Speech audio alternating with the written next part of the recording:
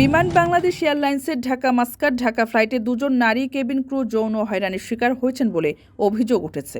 ঘটনা ঘটেছে চলন্ত বিমানের সবচেয়ে সুরক্ষিত জায়গা ককপিটেই। বিমান বাংলাদেশ এয়ারলাইন্স সূত্র উল্লেখ করে একটি গণমাধ্যম জানায়, গত ৩রা নভেম্বর ঢাকা থেকে মাস্কাটগামী BG721 ফ্লাইট ছেড়ে যায়। এটির পাইলট ইউসুফ মাহমুদ নারী কেবিন ক্রুকে ককপিটে ডেকে যৌন হয়রানি করেন বলে অভিযোগ।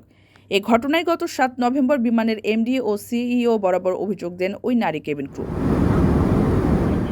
লিখিত অভিযোগে ওই নারী জানান, মাস্কাটগামী ফ্লাইটে পাইলট ইউসুফ ওই নারী কর্মীকে ককপিটে ডেকে নিয়ে তার শরীর স্পর্শ করেন এবং জোর করে কমলা খাইয়ে দেন। গণমাধ্যমটি লিখেছে, সম্প্রতি বিমানের ঢাকা চট্টগ্রাম জেদ্দা ও জেদ্দা সিলেট ঢাকা এবং ঢাকা মাস্কাট ঢাকা ফ্লাইটে দুজন নারী কেবিন ক্রু যৌন হয়রানির শিকার হন। তারা দুজনেই প্রতিকার চেয়ে বিমান বাংলাদেশ এয়ারলাইন্সের ব্যবস্থাপনা পরিচালক ও প্রধান নির্বাহী কর্মকর্তা মোহাম্মদ শাফিকুর রহমান বরাবর লিখিত অভিযোগ করেন। গত ১০ নভেম্বর BG135 flight Dhaka Chattogram Jeddah operate করেন ওই নারী কেবিন ক্রু। ফ্লাইটে অপারেটিং পাইলট ছিলেন মুন্তাসির ও আবেদ। ফ্লাইটের মাঝামাঝি সময় তারা ওই নারী কেবিন ক্রুকে ককপিটে ডাকেন। কুশল বিনিময়ের এক পর্যায়ে পাইলট আবেদ তার সঙ্গে অপেশাদারমূলক কথাবার্তা বলেন। পরবর্তী সময়ে ককপিটের দরজার সামনে তাকে একা পেয়ে জোরপূর্বক হ্যান্ডশেকও করতে চান। পরে গত ১২ নভেম্বর ফিরতি ফ্লাইট BG236 জেদ্দা সিলেট ঢাকায় এই কেবিন ক্রুর ওয়ার্কিং পজিশন ছিল সামনে। এই কাজের জন্য তাকে বেশ কয়েকবার ককপিটে যেতে হয়।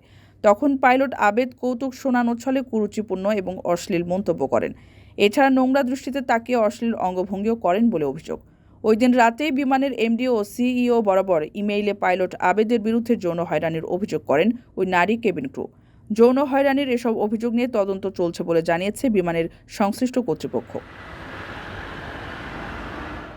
কারো কাছে স্বপ্ন পূরণ, কারো আনন্দের উপলক্ষ, আবার কারো জীবন পাল্টে দেওয়ার মুহূর্ত, কখনো জীবন বাঁচাতে সর্বোচ্চ গতিতে উড়ে চলা, কারো আবেগের শেষ মুহূর্ত, আপনজনের শেষ বিদায়ে শামিল হওয়া, এমন সব ইচ্ছে পূরণে সর্বনিম্ন ভাড়ায় দ্রুতগতির বাহন প্রবাসী হেলিকপ্টার। আপনার প্রয়োজনে যোগাযোগ করুন আমাদের হটলাইনে।